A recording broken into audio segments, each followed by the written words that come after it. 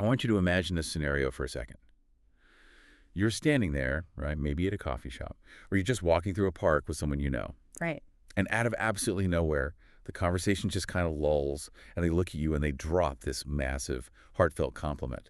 Or, I mean, even heavier, they confess their feelings for you. Right there. Oh, wow. Yeah, completely unprompted. Exactly. Totally unprompted. What happens in your brain in that exact split second? Do you freeze up? Do you feel that hot flash of panic and, mumble something incredibly awkward and then instantly regret it the second you walk away? Probably. Right. Or do you respond with this smooth, unforgettable grace that just perfectly meets the moment? Well, I mean, if we look at the behavioral data, the vast majority of us are definitely doing the mumbling. Yeah. We are absolutely freezing. Or, perhaps deploying this wildly inappropriate level of self-deprecation just to deflect the tension. Oh, totally. The classic, oh, I'm trash response. Right. Because we are neurologically ambushed in those moments. It's an entirely natural human response to sudden emotional data. We are completely ambushed. But what if you didn't have to be? Today's stack of sources is this incredibly fascinating, highly analytical breakdown of interpersonal communication. We're taking a deep dive into the exact science of romantic and platonic charm. Specifically focusing on how the mechanics of that charm shift as we age, actually. Yes, because the rules change, don't they? They do. The playbook you used at 22 simply does not work when you are in your 30s or 40s or beyond. It just doesn't. So the mission for our deep dive today is to unpack what the source material calls a system analysis of attractiveness. Right. We're going to map out the transition from relying on physical appearance, what the texts refer to as looks capital. Looks capital, yeah. To mastering something far more sustainable, which they call conversational capital. I love that term. We are going to explore how to turn your words into a tool that doesn't just attract people superficially, but deeply, genuinely enriches human connection over a whole lifetime. Okay, let's unpack this, because the very first thing our sources dive into is this evolution of charm over a lifespan. In our youth, charm is heavily, almost exclusively at times, dependent on visual attributes. Yes, the physical features. Right. The symmetry of a face, the way someone dresses, this looks capital. And, well, looks capital is a highly finite resource. Obviously. That is just biological reality.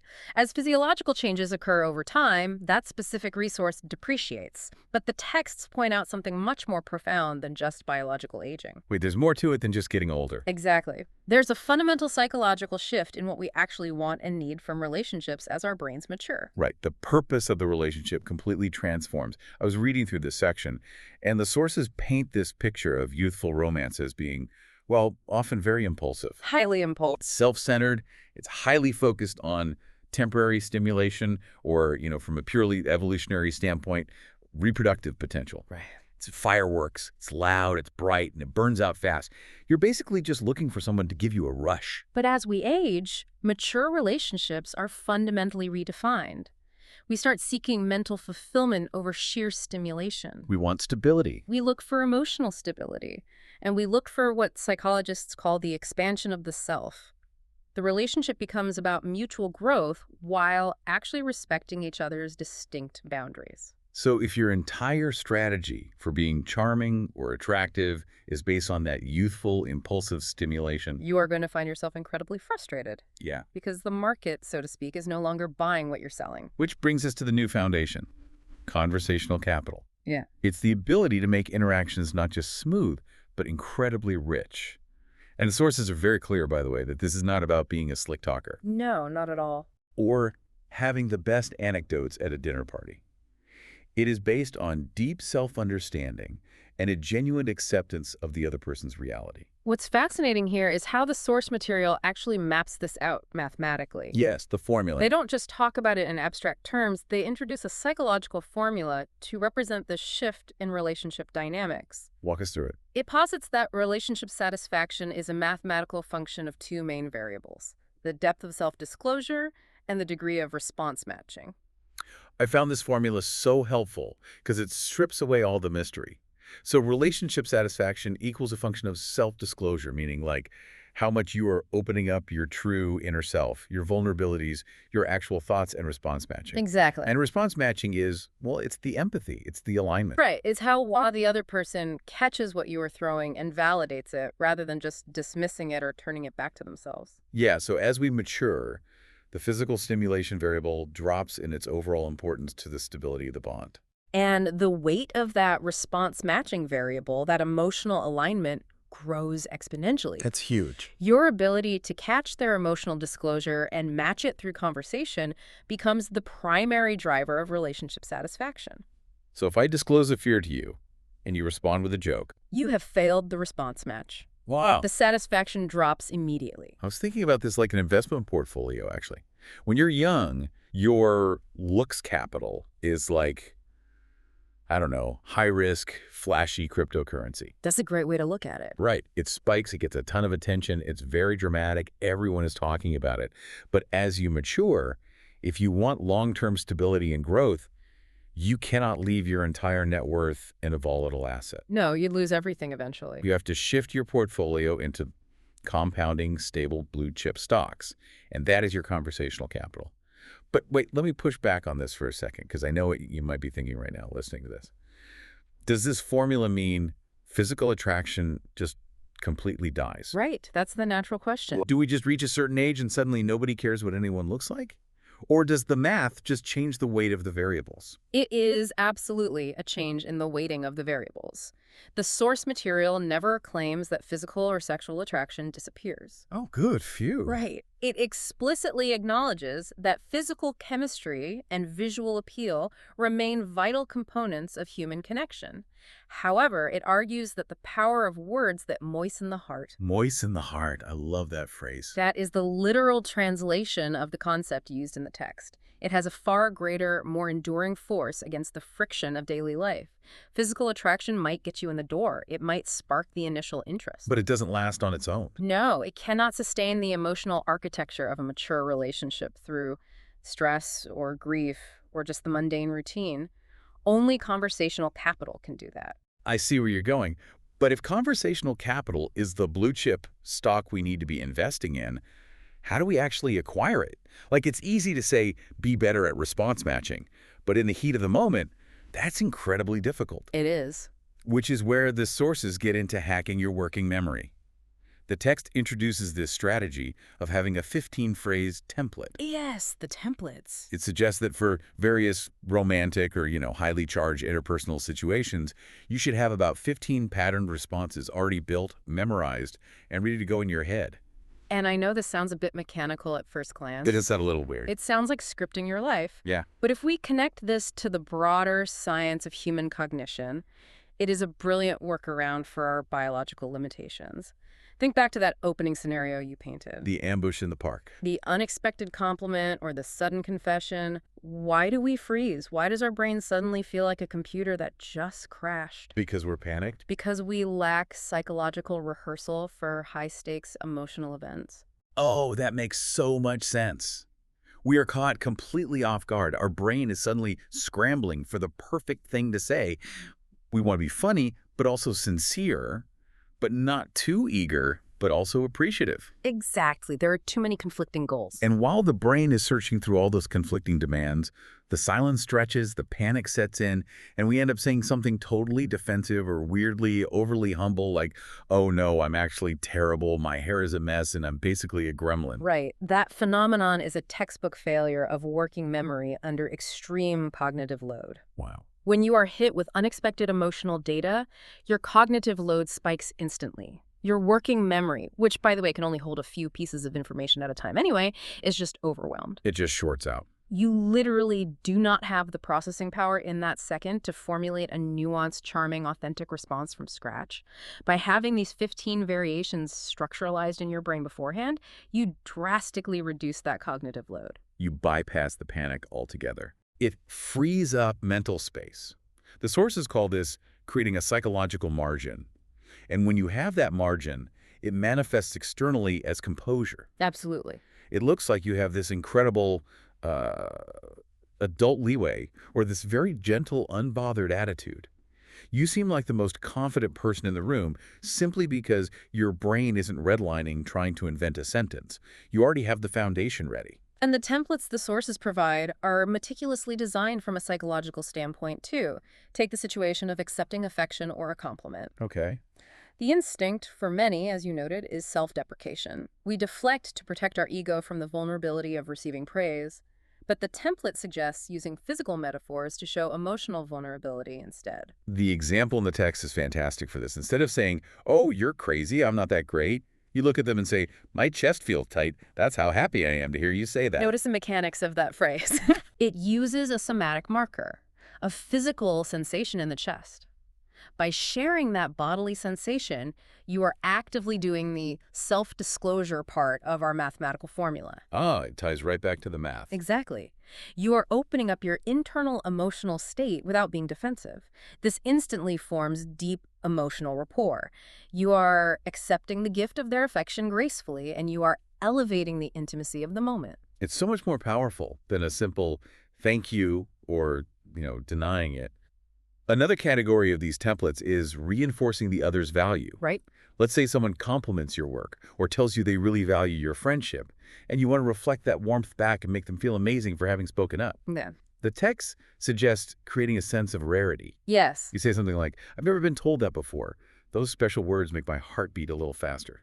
By framing it as a first-time experience, you grant their compliment an incredible amount of scarcity and value. Yeah. You are validating their action, making them feel like a unique contributor to your life. Which everyone wants to feel. Exactly. Alternatively, the text suggests showing the tangible positive impact of their words. For instance, thanks to that, I have the energy to work hard for a whole week. I love that one. You are giving them the psychological reward of knowing they positively affected your life. It is a masterful form of response matching. I have to play devil's advocate here, though. I'm reading these templates, and I want you, the listener, to really think about this for your own life. If someone walked up to me and I recited, flatly, I have never been told that before. My chest is tight. I will now work hard for a week. Well, yes. Sound deranged. Right. Doesn't memorizing a template make you sound robotic or deeply inauthentic, like you are a customer service representative or human connection? That is the absolute danger if you treat the template as a rigid script to be read aloud mechanically. But the sources are very careful to clarify this distinction. These templates are the infrastructure. They are the scaffolding. You do not recite them blankly. You use them as the foundational structure that you then customize in real time based on the specific context, your personality, and the specific person standing in front of you. It's like learning scales on a piano, isn't it? You don't go on stage at a jazz club and just play a C major scale up and down. No, they boo you off the stage. Exactly. You learn the scale relentlessly in private so that when you improvise on stage, your fingers already know where the safe keys are. The template is the scale. It stops you from hitting a wrong dissonant note when the pressure is on. Precisely. Over time, as you observe the other person's reactions and make micro-adjustments, these templates evolve into your own unique expressions. You internalize the underlying psychological principles, which are vulnerability, validation, and gratitude. And eventually, the perfect, most authentic words just flow naturally because the neural pathways have already been paved. Which is such a vital skill, not just for accepting compliments, but for the hard stuff. Because being highly charming and possessing immense conversational capital means people are going to want to be around you. They are. They're going to ask for your time, your energy, your romantic attention. And that means you have to know how to say no. Yes. How do you reject someone or turn down a request without destroying their dignity or burning the relationship to the ground? This is where we see the stark difference between immature and mature communicators. The text points out that immature communicators default to what psychologists call you messages. Okay, you messages. They make the other person the subject of the sentence, particularly in moments of conflict or rejection. You're being too pushy, or you need to understand I'm busy right now. The you message instantly puts the other person on trial. It triggers an immediate psychological threat response. The listener's ego is under fire, so their brain's defense mechanisms activate. They stop listening to your reasoning and start formulating a counterattack or a defense. So they aren't even hearing you anymore. Not at all. The mature alternative, which is the core of setting boundaries with charm, is mastering the I message. An I message expresses your subjective emotion or state regarding an event, rather than evaluating, blaming, or commanding the other person. The genius of the iMessage is that it removes the debate entirely. Hmm. If I say, I am feeling really overwhelmed with my schedule right now and I don't have the capacity for a relationship, you can't really argue with that. No. You can't say, no, you aren't overwhelmed. It leaves no room for resistance because I am just stating my internal state as a fact. Right. And to structure these iMessages effectively during a complex rejection, say turning down a date from a friend or refusing a massive project from a colleague, the source material introduces the DESC method. DEES. Yes. It is an incredibly robust framework for turning someone down logically and emotionally while preserving their dignity in the relationship. Let me break down the acronym because it is so actionable, and I think you listening will want to try this today. First is D. Describe the situation. You state the objective facts without any emotion or judgment. So, work on the new product launch is taking up my weekends right now. Perfect. Objective fact. See, the expressed emotion. This is your iMessage. It genuinely pains me that I can't join you for dinner. You're showing that you care. Right. Then say S. Suggest an alternative. Yeah. That shows you still value them and aren't just discarding them. Can we do a quick 20-minute coffee next Thursday instead? Excellent. And finally, shoes or consequence. You set the final boundary. If next Thursday doesn't work for you, I'll reach out when things come down on my end next month. Notice how the DESC method operates psychologically. It systematically manages the boundaries of your time and energy, which is a necessary form of self-care, obviously, without ever diminishing the other person's worth. Yeah. You maintain their pride by expressing regret, you logically explain your constraints using undeniable facts, and you offer a manageable alternative. Let me try to refine an analogy for this, because I used to think of rejection as just throwing a wall up. But a you-message rejection is essentially like putting the other person on the witness stand in a courtroom. Right. You are pointing a finger, interrogating them, making them the problem. They immediately cross their arms and get defensive. But using an iMessage with the DESC framework is like sitting on the same side of the table as them, pointing at a broken engine together. You are saying, look at this broken engine, my schedule. It's a mess. I wish it wasn't, but it is. You are removing the interpersonal attack from the equation entirely. The shared problem-solving aspect of that analogy is spot on. However, the sources also recognize that the DESC method isn't for every situation. True. If you are at a bar and a stranger is hitting on you, you don't owe them a 4-part DESC framework about your emotional state and an alternative coffee date. God, no. That would be exhausting. Exactly. Sometimes you need something faster. Or sometimes you are dealing with someone who simply refuses to respect the boundary. So the texts offer alternative rejection tactics. For instance, there is the cushion. The cushion is brilliant for when you need to be quick but polite. Let's say a colleague you barely know asks you out and you are married.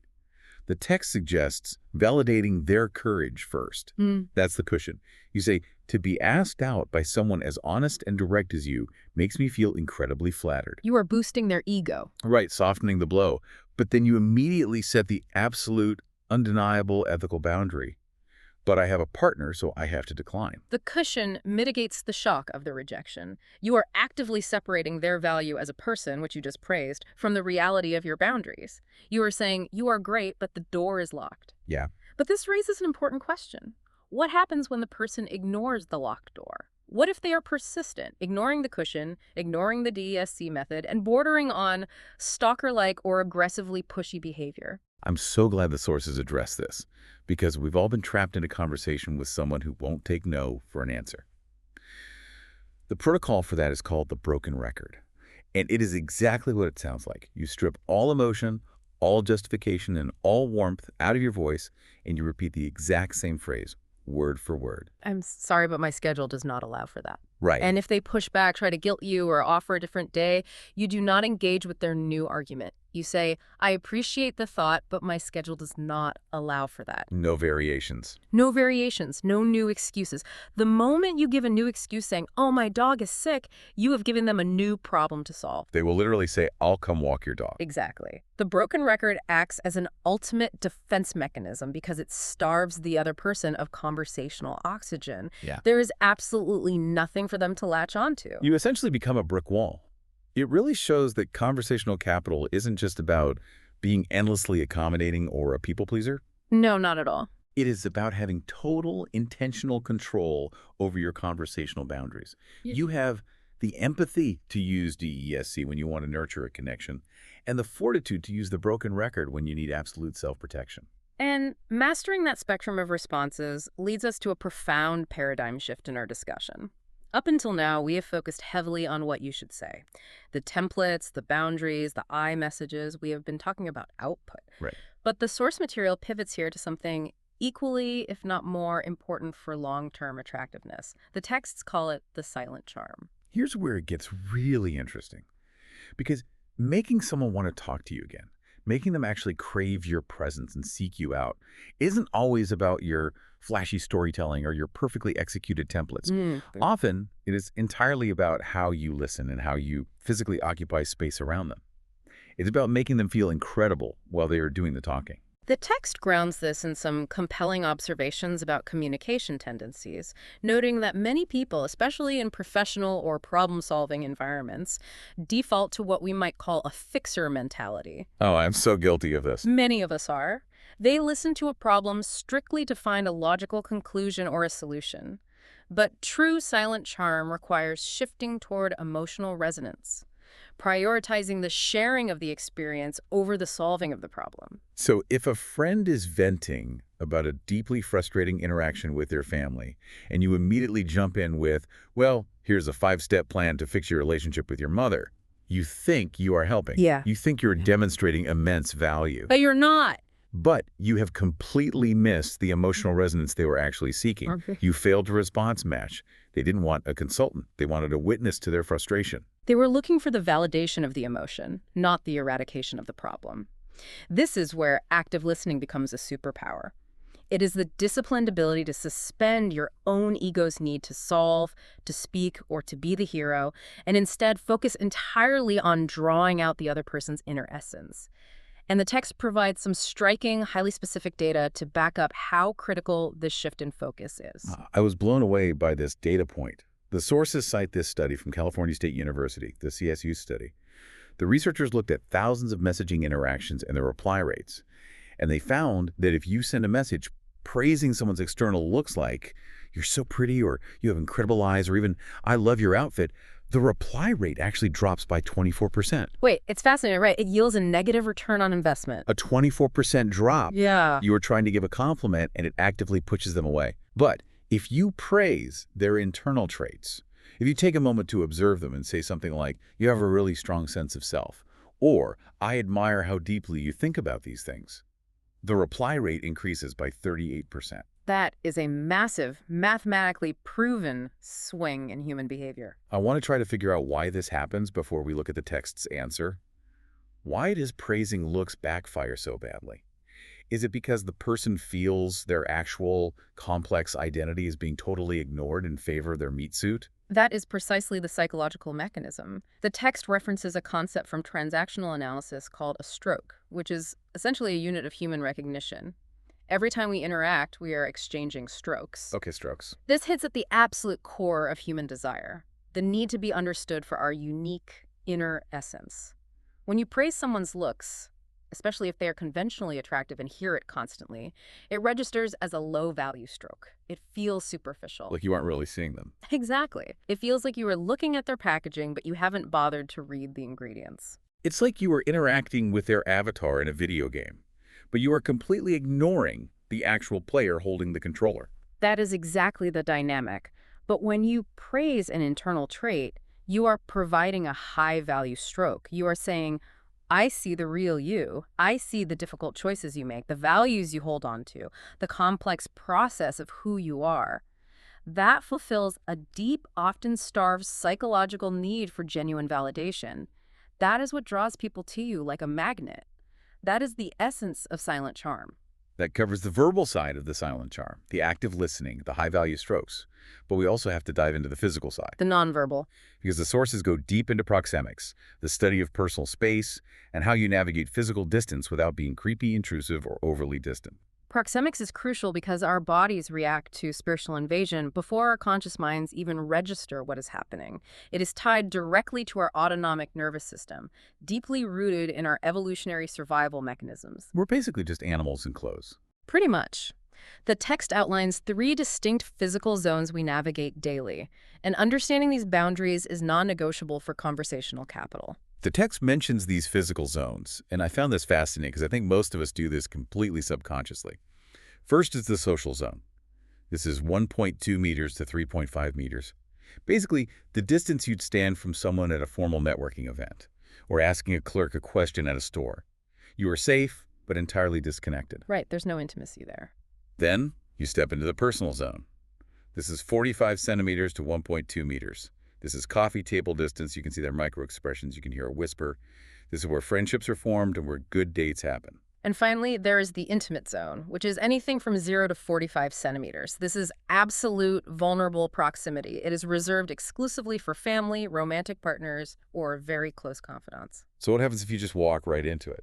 If you step into this intimate zone without explicit or implicit permission, the other person's nervous system will immediately trigger a defensive fight-or-flight response. The alarm tripwire is tripped. So here is my question. The jump from personal to intimate, that 45 centimeter mark, if it really is a biological tripwire, how do you cross it? Say you are on a date. You're in the personal zone, across the coffee table, having a great conversation. How do you know if you have permission to move closer? It's tricky. You can't exactly pause the date and ask, "Excuse me, I would like to enter your 45 centimeter intimate zone now. Please sign this consent form." Yeah. That kills the romantic vibe entirely. How does that transition actually manifest gracefully? This is where the physical mirroring technique becomes vital. The text suggests testing these invisible boundaries using subtle physical synchronization. You don't just lunge across the table. You create a resonance first. The classic example provided is drinking from a glass at the exact same time they do. So they pick up their wine glass, you pick up yours, you are matching their physical rhythm. You are creating a nonverbal echo. And as you do this, you might subtly lean in just an inch or two, not crossing the 45 centimeter line, but testing the edge of it. This is the crucial part. You must gather feedback. You are acting as an observer of their autonomic nervous system. You're looking for that flinch. Exactly. If they cross their arms, if they lean back slightly into their chair, or if they break eye contact and look at their phone, that is a defense reaction. You have hit the wall of the personal zone. You must gracefully retreat, lean back yourself, and give them space. But if they lean in too, or if they smile, uncross their arms, or maintain that deep eye contact while you both lean forward. That's the allowance. That's the nonverbal green light. They are telling you without a single word that the psychological distance has closed enough that the physical distance is allowed to follow. It's a dance. You are constantly testing the boundary, reading the microfeedback, and adjusting your position. It requires intense, outward-focused observation. You cannot be trapped in your own head worrying about what template you are going to use next, or if your hair looks okay, if you are going to successfully read their proxemic feedback. You have to be entirely present. Which brings us to the ultimate and arguably most difficult challenge of acquiring conversational capital. Practice. Because knowing all of this intellectually, the response matching formulas, the templates, the DESC method, the 35 centimeter proxemic zones, knowing it is one thing. Actually executing it flawlessly when your heart is pounding, or when you are stressed, or when you are desperately attracted to the person in front of you is entirely different. Well, completely different. If you just try to memorize this on a conscious level and fake it, people will know. The text is brutally honest about this. If you are calculating your charm in real time, you look like a robot writing a script, and it feels deeply unsettling to the other person. The overarching goal is internalizing the charm so completely that it becomes second nature. It has to become a subconscious reflex, much like driving a car. And to achieve that level of unconscious competence, the text outlines a very strict daily training regimen. This is the part that kind of blew my mind. It's intense. This isn't just about reading a book and saying, I'll try to be a better listener. It is about physically rewiring your neural pathways through repetitive, deliberate practice. Let's really dig into these exercises because I found them intense, a little weird, but incredibly practical. The first one is called cognitive transcription and shadowing. This is a technique heavily utilized in advanced language learning, but here it is applied to social fluency and charisma. You find someone whose communication style you deeply admire, maybe a highly charismatic talk show host, a brilliant public intellectual, or even just a beautifully written piece of dialogue from a piece of literature. Okay, so you find your idol. First, you physically write it down. You transcribe the dialogue word for word. Then you shadow it. You don't just read it quietly, you perform it out loud. You copy their breathing patterns, exactly where they pause for dramatic effect, the rise and fall intonation of their voice, the exact rhythm. You're basically putting on their skin and acting as their vocal understudy for a minute. The neurological mechanism behind this is what makes it so effective. When you physically mirror the vocal patterns, the pacing, and the breath control of a highly charismatic person, you actively stimulate the mirror neurons in your frontal lobe. Wow. You are essentially tricking your brain into experiencing what it physically feels like to possess that level of rhythm and conversational leeway. By doing this repeatedly, you wire your subconscious to understand the baseline physiological pacing of confidence and charm. You are lowering your own resting heart rate in conversation. It's muscle memory for your vocal cords or your nervous system. If you practice sounding unbothered and rhythmic in your living room, your brain remembers how to do it on a first date. Exercise number 2 is the abstract to concrete high-speed switching. This is about building conversational depth, so you aren't just making excruciating small talk about the weather all day. Right. The training is to take your phone, pick a totally abstract noun like kindness or trust or success, and record a 1-minute speech on it every single day. But the key is that it must follow a highly specific structure. You cannot just ramble into the microphone. You start by stating a clear, definitive conclusion about the abstract concept. For example, trust is the currency of time. Okay, that's the anchor. Then you must immediately drop into a highly sensory, concrete anecdote to illustrate that abstract idea, a specific, detailed story from your own life. And finally, you zoom back out to reiterate a broadened conclusion. This forces your brain to practice connecting high-level, philosophical thoughts with deeply relatable human experiences on the fly. It is training your brain to build bridges between the abstract and the concrete. Think about the implication of this. If you can do that with a random word into a voice memo on a Tuesday morning, you can effortlessly do it at a dinner party when someone asks you what you are passionate about. Precisely. You won't just say, I like my job. You'll give them a philosophy backed by a story. It makes you incredibly compelling to listen to. And the final exercise in the regimen is perhaps the most confronting and often the most devoided, the self-narrative. The text instructs you to spend 45 seconds to a minute simply doing a live, out-loud commentary of your own life while walking down the street, or even just sitting in your room. Yes. You say, I'm walking past a red car, the wind is cold, I feel a bit tired today, I need to remember to buy groceries, I am anxious about my meeting tomorrow. It feels very strange at first. I tried this, and I have to admit, it felt completely absurd. But then comes the painful part. You have to listen back to the recording. You listen back ruthlessly to identify your own verbal crutches and blind spots. And it is agonizing. Do you say, every 3 seconds? Do you use the word like as a filler constantly? That's hard to hear. Do you drop the subject of your sentences so you just sound vague and unassertive? Do you trail off at the end of your thoughts? It is an exercise in extreme, almost surgical self-awareness. You are holding a high-definition mirror up to your own linguistic habits. The reality is, you cannot correct a flaw you do not know exists. Most people walk through their entire lives completely oblivious to how they actually sound to other people. They really do. They wonder why they don't command respect or attract the partners they want without realizing their verbal output is riddled with insecurity markers. I was thinking about this like professional athletes watching game tape. A professional quarterback doesn't just play the game on Sunday and hope for the best. On Monday morning, they sit in a dark room with their coaches and watch every single mistake they made on film in slow motion. It is brutal on the ego. It really is. But you can't fix your golf swing if you don't know what it looks like from the outside. And you cannot fix your conversational capital if you refuse to listen to your own verbal tics and awkward pauses. It's profoundly uncomfortable, but it seems like it's the only way to get truly elite at human connection. That analogy perfectly captures the necessary humility of the process. This entire regimen, the shadowing of charismatic speakers, the structural discipline of the high-speed speeches, the ego-bruising reality of the game tape, it is all systematically designed to move these skills from the conscious, effortful part of your brain to the subconscious, automatic part. So it stops feeling like work. Exactly. When the skills become automatic, the cognitive load vanishes. You are no longer thinking about how to communicate. You are just communicating. And what remains when the effort falls away is genuine, effortless, magnetic presence. We have covered a massive amount of psychological ground today. I want to try to tie all of this together for you so you can walk away with a clear blueprint. We started with this fundamental truth. As we age, the game of attraction changes. It shifts entirely. We have to shift our investment from depreciating physical looks capital, to compounding conversational capital. We achieve this transition by reducing our cognitive load in stressful moments by having those 15 templates ready to customize. We protect our energy and boundaries without destroying relationships by mastering the I message and the DSC framework. We draw people in through silent charm by prioritizing high-value strokes that praise their inner essence and by respectfully navigating the tripwires of their physical space.